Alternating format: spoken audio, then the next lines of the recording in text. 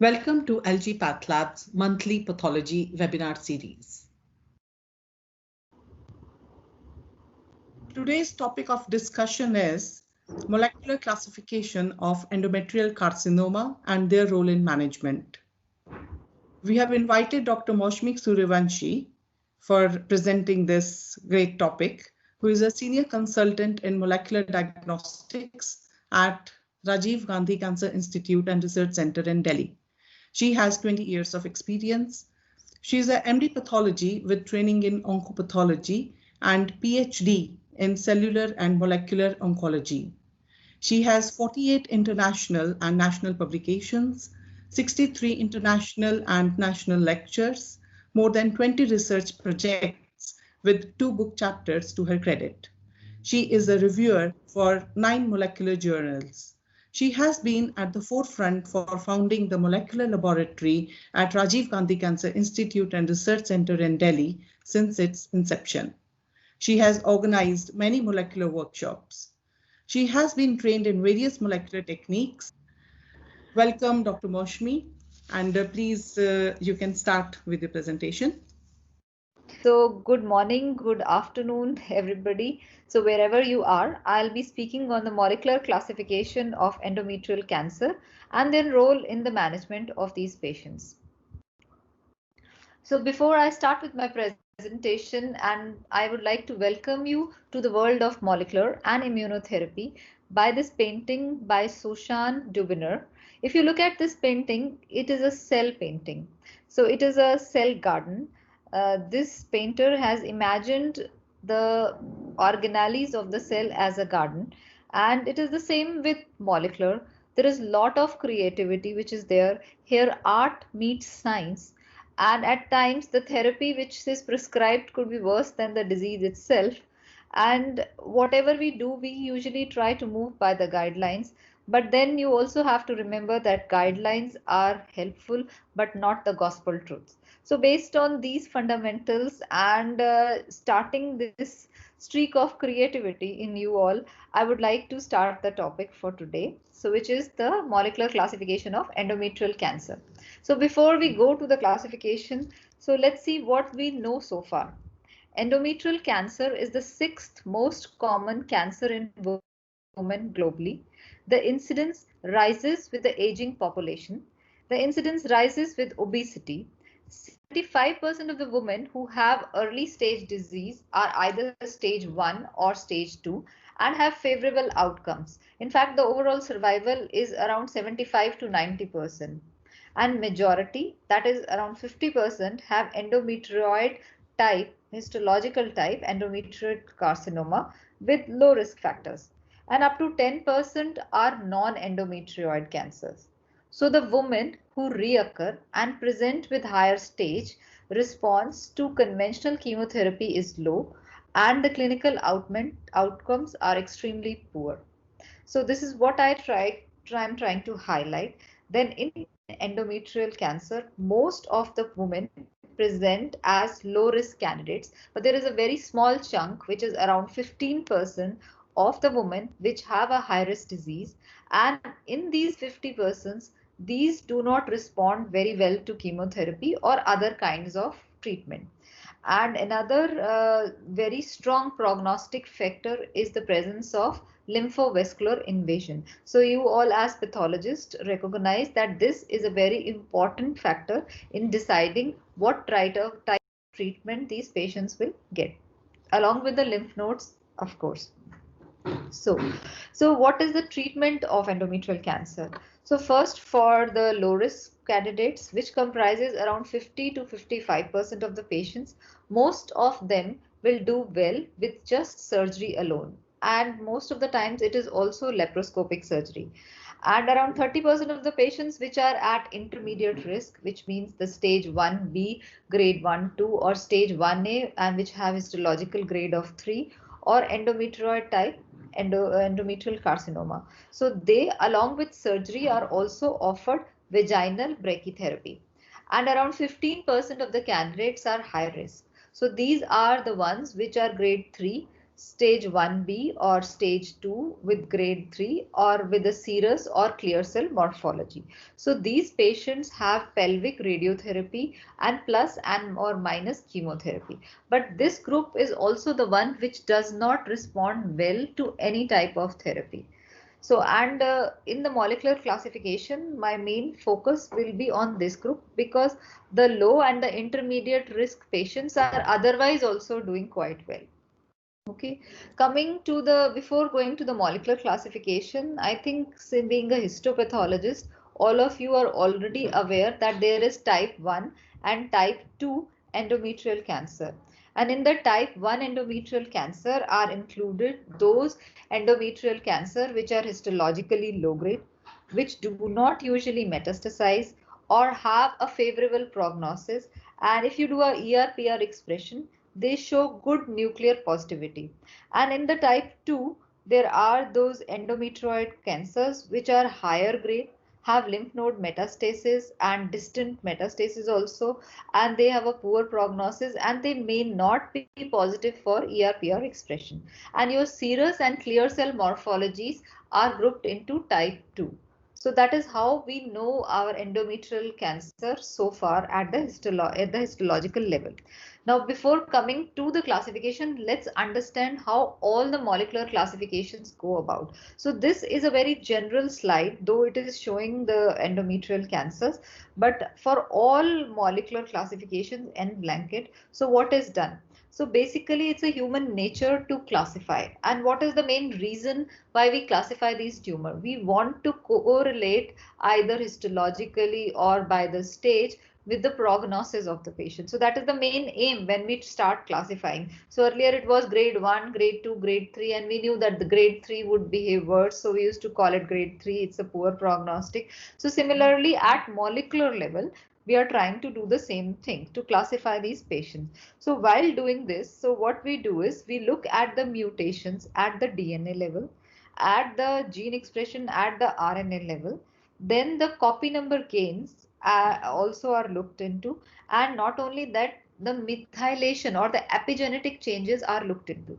So you take a whole lot of tumors. So most there are already certain platforms like TCGA, which is the Cancer Genome Atlas, where you take around 400, 500 tumors of similar type, and then you look at their mutations at the DNA level, RNA level, copy number level, and even at their methylation status, and then try to group them into categories based on the clinical profile of these patients. So on doing this, so what has been found is shown in this figure. So when we tried to classify, and this is the Cancer Genome Atlas group, this is a big group. They have classified like this is under the NIH, National Institute of Health, USA. So they have tried to classify hundreds and hundreds of tumors. This is only for the endometrial cancer, but the same thing has been done for lung cancer, breast cancer, and you name it, all the cancers. So what they found was that in endometrial cancer, there was a group which was around 7% of the total, which had these pole mutations. So pole is a gene. So they had these pole mutation. They were showing pole mutation. Then around 28% of the tumors had this MSI instability, microsatellite instability was there in 28%. And then there was this 39%, 26% group which had a copy number high. Like what I mean by copy number high is that normally we have two alleles of a particular gene. Say for example HER2. I think most of you understand HER2. So if you ask me, in every cell there are two copies of HER2 gene. So one is coming from your father, one is coming from your mother. So if you have more than that, so it is called amplification, HER2 amplification, as you say in your breast cancer. Similarly, if there are a lot of genes which have that kind of amplification or which are copy number high, so it is put into a copy number high group. So here they are not telling which genes, but they're just saying that okay, these have more than normal genes in these tumor. Okay, so then, and this is the third group which comprises around 39% of the cases. So this is where the copy number is low, or basically, to be very frank, this is a group of exclusion which did not fit into the pole group or the MSI group or the copy number high group. It was kept in this copy number low group. Okay, so it has been divided into these 4 groups. And why they are divided? Because they have clinical correlations. And what those clinical correlations are, I will come to that in my later slides. So once they had done this TCGA classification, and they knew that there are these subgroups. So there were these 2 main groups. One is the PROTEC group or the Leiden group, and the second is the Vancouver group, which came up with their molecular classifications. So they are more or less similar, but they have minor differences what they had proposed. So in the PROTEC group, so there were these group 1, 2 and group 3. So and both these groups, they use the formalin fixed paraffin embedded blocks. Okay, so initially when the TCGA was performed, the whole molecular classification, usually it starts with a fresh tissue.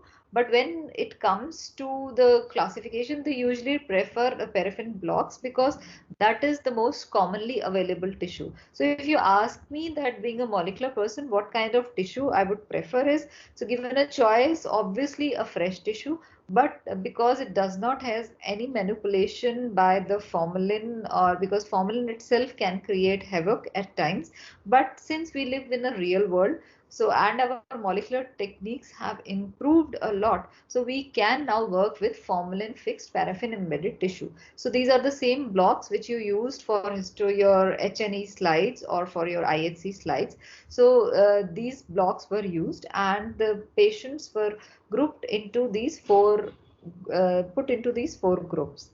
And the first group was P53 group. So this was a surrogate group, which, as I had shown you in my earlier slide, was a surrogate for copy number high. So these patients which had a copy number high, and on histology, probably most of them were serous-like. Okay, they had a serous morphology. So these were put in the group 1, which was TP53 mutated, and they used IHC, the routine IHC which you use, to pick up this group. The second group was the MSI group. If you go back to the slide, so this was the second group. This was group 2. This is the MSI hypermutated. This MSI is the same MSI which is a microsatellite instability, and you are already looking at mismatch repair genes in your colon cancer. So this is the same MSI. It was also seen, and this was done using the MMR IHC, that is the mismatch repair gene IHC. So I will be talking in detail about these, but right now I'm just focusing on the classification. Okay, the third group was the pole group. So this is the pole gene, which is 7%. So this is the gene where in this group, this particular gene is mutated. So there is a lot of mutations happening in this group. So this was the pole group. So how did they pick up this group? They did a sequencing, and I will come to that also, what they did. And they did a sequencing, and they picked up the mutations in this group. Then there was this fourth group, which is the non-specific molecular profile. This is basically a group, as I told earlier, by the diagnosis of exclusion. Okay, so this is how they classified. And if you just imagine, this is quite simple, and I will come to that even later. And talking about the second group, which was the Vancouver group, which also proposed a similar classification, but in a sequential manner. So what they said was, you take a new sample. So new sample is your case which is diagnosed with endometrial carcinoma. It is the FFP sample. You take it and you do a MMR IHC as you do in your colon cancer cells. So if it is deficient, okay, so if it is deficient, or if you find there is loss of IHC expression, and then you classify it as the MMR deficient, or which will be equivalent to your MSI in unstable, or group 2 here. Okay, so you don't do any more further testing. And if it is not, that if you find that MMR is intact, you move further and you do a pole gene sequencing. So you do this sequencing, that is you send it to a molecular lab probably, and if it is mutated, you call it pole mutated, which would be analogous to group 3 here. Okay, but if both of them are negative or like wild, when it is normal we call it wild. So if it is wild, so then you do a P53 IHC. Right, if the P53 IHC is showing some changes, I will come to that because P53 IHC is a very interesting IHC, so I will talk about that. So if you have a abnormal P53 IHC, so you will call it the copy number high group, which is the group 1 here. Okay, and if P53 IHC is absolutely normal, what you expect in normal tissue, or it is called P53 wild, then it is classified into the fourth group, that is the non-specific molecular profile, or it is also known as P53 wild. So you can see the colors are matching. So here it was called non-specific molecular profile, here it was called P53 wild, and here it is called group 1, here it is called P53 abnormal, then the pole group 3 pole mutation, and then MSI group 2 and MMR group deficient. This is the group 2. So this is, but if you just look at it, both of them are similar. Only thing is that they have done it in a sequential manner. Okay. Then going back to your classification, the endometrial classification, which I showed earlier, which we most of us are familiar with, then how does this classification fit into the molecular classification? So this is how it would fit. If you ask me the type 1, this will encompass the pole mutated group, the MSI hypermutated group, and the copy number low group. And the type 2, under the umbrella of type 2 would come your copy number high or serous like group. So, and prognostically, so this pole is a low risk group. Okay, and your MSI and copy number low are your intermediate risk group, and your copy number high, that is the TP53 mutated, are your high risk groups. Okay, so this was also seen by prognostically by doing a progression free survival and overall survival curves. So this study, especially the PROTEC 1, PROTEC 3 study, this was done on around more than 600 patients, and in fact presently also we have a PROTEC 4A study going on, which is also recruiting patients right now. If you go to the clinical trials, you will find that PROTEC 4A is going on, and it is taking patients for and classifying them and treating them according to this molecular classification. Okay, so in the PROTEC classification, besides the 4 subgroup, they had also looked for mutations in certain genes on NGS. So these genes were, these are not like, there were certain areas in these genes, because these genes are huge areas. You, if you want, you can check the entire gene, but they looked at certain hotspot. By the term hotspot, I mean that there are certain areas which are likely to be mutated. Okay, which was seen in the original TCGA classification. So they selected these genes, and they also looked at these genes if they could also add to the prognostic value of these subgroups. And what they did find was in the PROTEC classification that CTNNB1, if the mutation was present, so this had an association, and protein expression. So protein expression is your IHC. So what you are doing in IHC is the protein expression.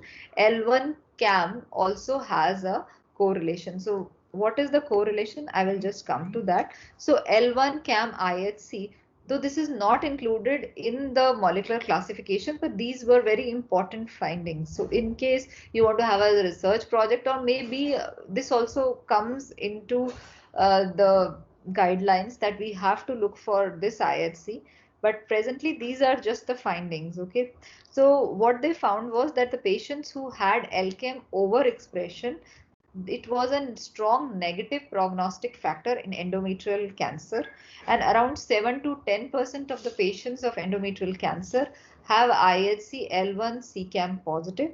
So more often L1 CCAM is positive in grade 3, and P53 mutated cancer, and the cutoff, IHC cutoff for detecting positivity is 10%.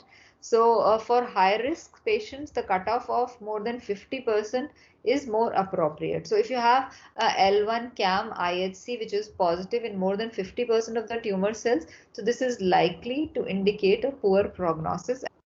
Okay, and coming to the CT NNV1, this is shown to have a good prognostic mutation. In this mutation is in the exon 3. But if you ask me, in the endometrial carcinoma molecular classification, these two things have not been included. These were the additional finding. So going to the PROMIS classification, as I have told already, so this was a sequential classification, and here what they showed was also similar to what was seen in the PROTEC classification.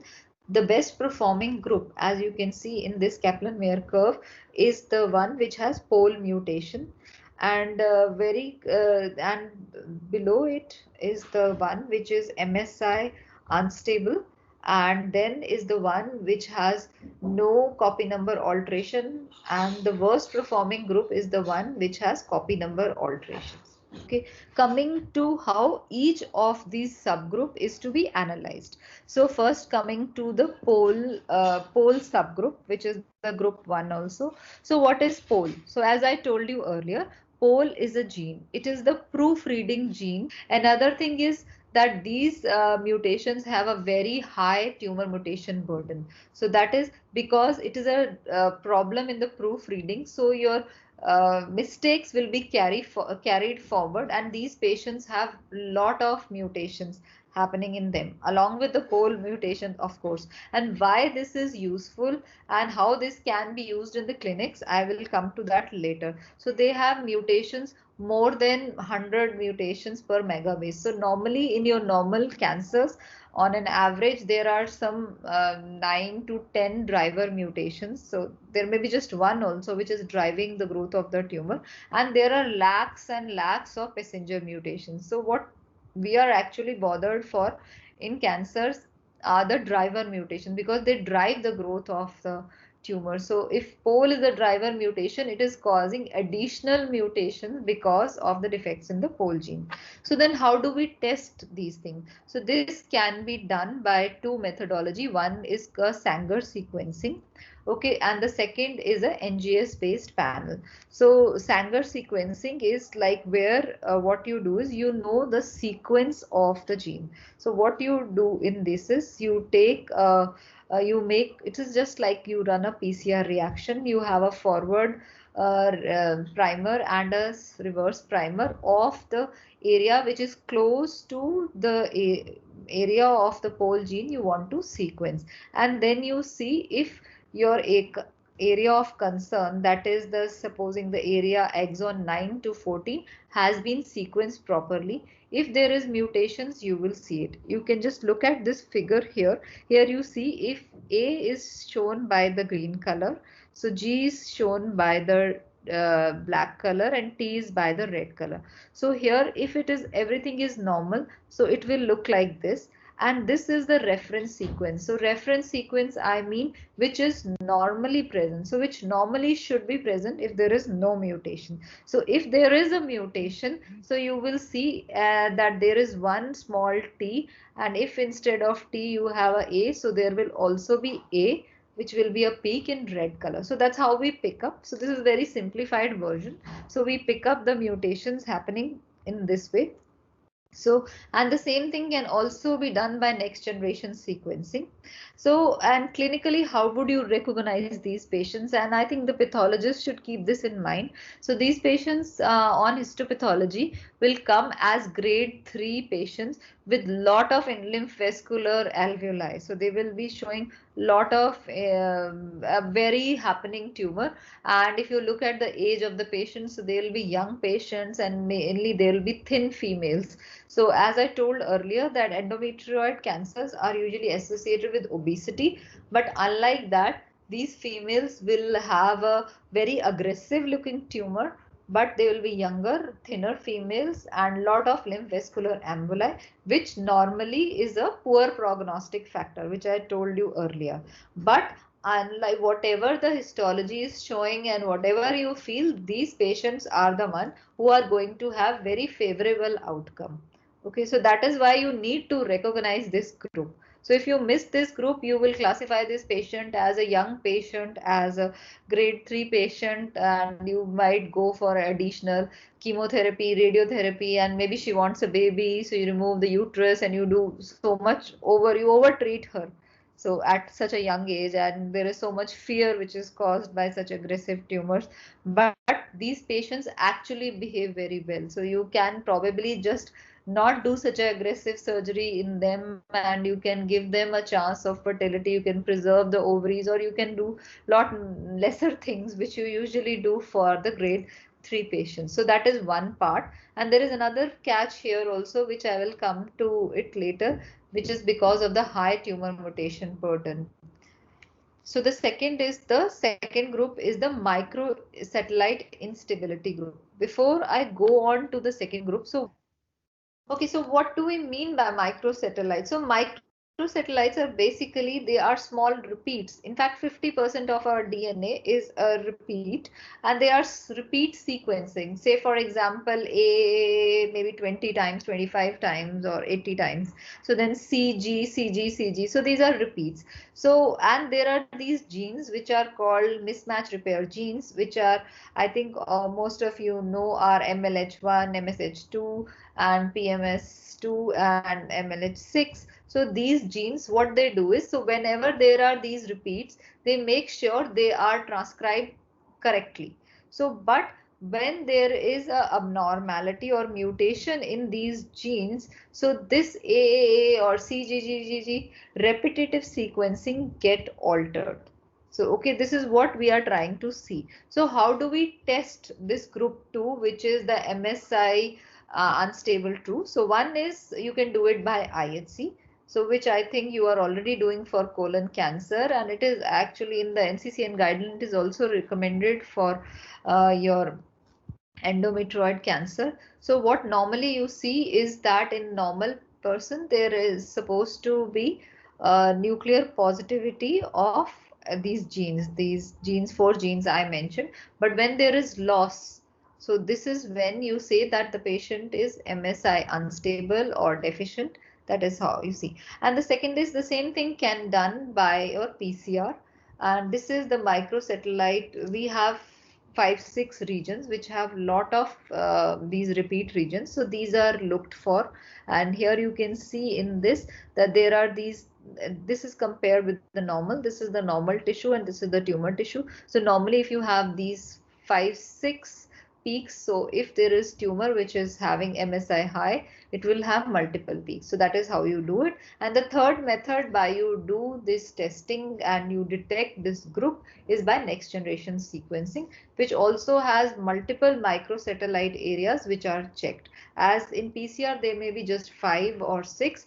In next generation sequencing, it is like 50, 70, 100 microsatellite areas which are checked for this abnormality. Normal is your IHC is positive, nuclear positive. If it is lost, if your nuclear positivity is lost, you have to also suspect that this could be a Lynch syndrome. So the family history has to be taken into account, but you can have Lynch syndrome without a family history also, that you should know, and you should send the patient for genetic counseling. But even without a Lynch syndrome or without a hereditary element, these patients can have a loss of MLH1 promoter methylation. So that is also quite common. And another thing which is there is these patients, as your POL gene, have a high tumor mutation burden, which is around 10 to 100. In POL, it is more than 100, but in these patients, it is around 10 to 100. Then the third group, that is the TP53 abnormal or the copy number high group. So this has a very high proportion, almost 91% of TP53 mutation. So this is basically a TP53 is a surrogate of copy number high group. It has 91% of them have TP53 mutation. Okay, and most of these mutations are frame shift or nonsense, and the good thing is these mutations correlate with IHC, so you don't need to do a sequencing, Sanger sequencing or NGS to detect the mutations. You can just by looking at the IHC tell that it is most likely that this gene is abnormal. So normally you are not having any expression of TP53, or it is maybe probably less than 5%. But if you have a mild expression, either nuclear or cytoplasmic, it is likely that it is because of the mutation in the TP53 gene. So that is how you can see it. So just to combine what we have learned so far, that there are these 4 groups. You can pick up the pole mutation by Sanger sequencing or NGS. You can pick up the MSI group via MMR IHC. You can pick up the CNV high group by a TP53 IHC. So you have 2 IHC and 1 Sanger sequencing. And this is another image which is showing that the mutation correlates well with the positive IHC. So you can use IHC as a surrogate to look for the mutation. So, and about the 4th group, the 4th group is a group of exclusion. So when all these 3 things are missing, you call it the 4th group, the copy number low subgroup or TP53 wild group. And I have already told you that prognostically the best would be the pole, the second would be the MSS, that is the stable, or the TP53 wild, and the worst will be the TP53 mutated subgroup. Okay, so this is again a comparison to show that the mutation, how these 2 pole and MSI groups differ, and you can see that clearly the mutations are far more in the pole group. And the importance of this is that look, now when we are in the era of immunotherapy, and there are very few biomarkers for immunotherapy, and these are costly treatments. In India, it may cost around 1 to 1.5 lakhs a month.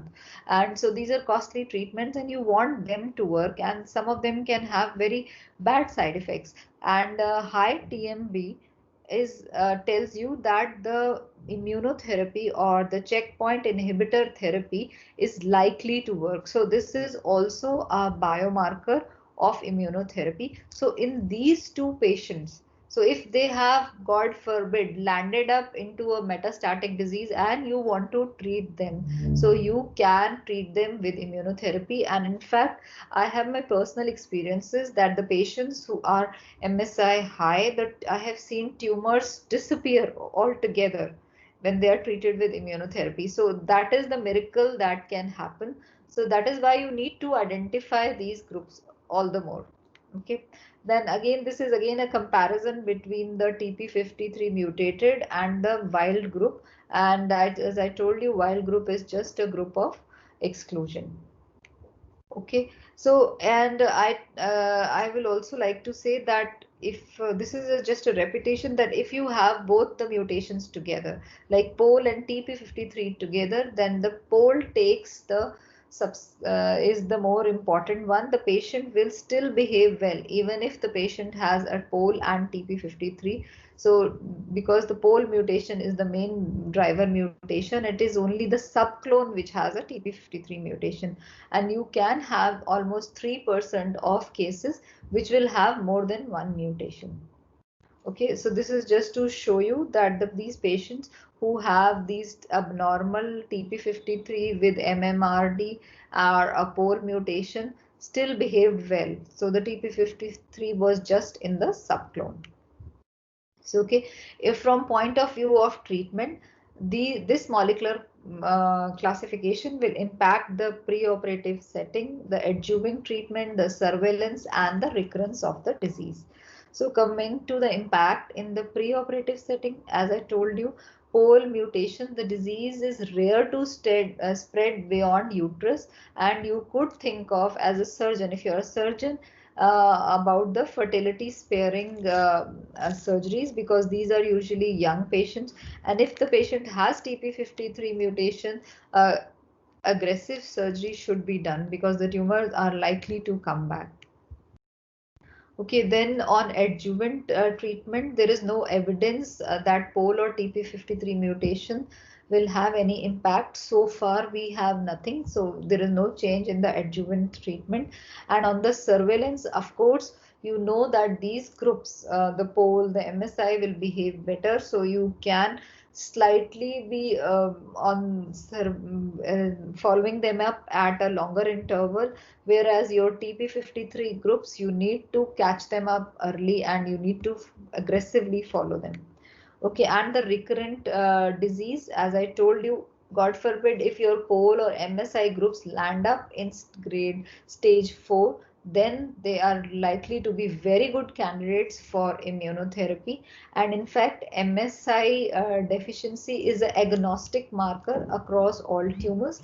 By that I mean that all tumors anywhere in the body, if they have MSI deficient or their MSI unstable, or your IHC is showing loss of those 4 genes, then you can treat these patients with immunotherapy, and most of them, and by most I mean almost 80% of them, will respond very well to immunotherapy. So that is the very good thing which has happened here. Okay, and just keeping the molecular classification aside, so do we have any more other molecular targets for these patients? So at times, when most of the patients who come to me for NGS are the ones who have exhausted all lines of treatment. So in fact, if all the lines are exhausted, you must send for a very comprehensive NGS panel, and then there is a very small chunk of these patients which can have HER2 amplifications, just like your breast cancer, or your HRD genes mutation, just like your BRCAs. And if these are present, these patients, if they are HER2 amplified, are likely to respond to trastuzumab therapy, and if they are HR deficient, they are likely to respond to PARP inhibitors. So that is very important. So if the patient is in stage 4 and you're not finding anything, so in just these 3-4 genes, you must send for a huge panel which includes the HER2 amplification as well as the HRD genes, that is the human recombinant DNA repair genes. You must look for them because we already have treatment for those genes. So that is another point which I will like to mention, which is like beyond this classification, because this classification is made on the fact that it can be used in our daily life. So because everybody will not be able to do sequencing, a lot of sequencing, but you can do IHC and you can just send one gene for sequencing. So that can be done, and it will also be cost effective if it is done at a smaller level. But if you want to do beyond that, so you should look for all these things also. So and with that I come to an end of this presentation, and to conclude, grade 3 endometrial classification is an heterogeneous group at molecular level. It is classified as POL, MSI group, P53 group, and non-specific molecular profile subgroups. POL and MSI have abundant neoantigen load, which has better prognosis, and they are likely to respond to immunotherapy. TP53 subgroup has lot of copy number variations and are likely to behave aggressively, and non-specific molecular profile group is a diagnosis of exclusion. When you excluded the others, this is what you write it as. And since this is a presentation about female cancers, and before I thank you, I would like to mention this quote from Eleanor Rosenwald, who was the first lady of US and also a great poet and a writer, who said that women are like tea bags. You never know how strong they are until you put them in hot water. So with that, I thank you once again. Thank you so much, Dr. Moushumi, for this fantastic presentation. You have summarized everything now. And am I correct in saying for POL mutations will need fresh frozen tissue? No, you can send it on the paraffin embedded block also. Look, fresh frozen is an ideal thing. So okay, but right now our sequencing or molecular techniques are very good, and we can do it on the formalin fixed paraffin blocks. Oh, that's brilliant. Thank you so much. Thank you.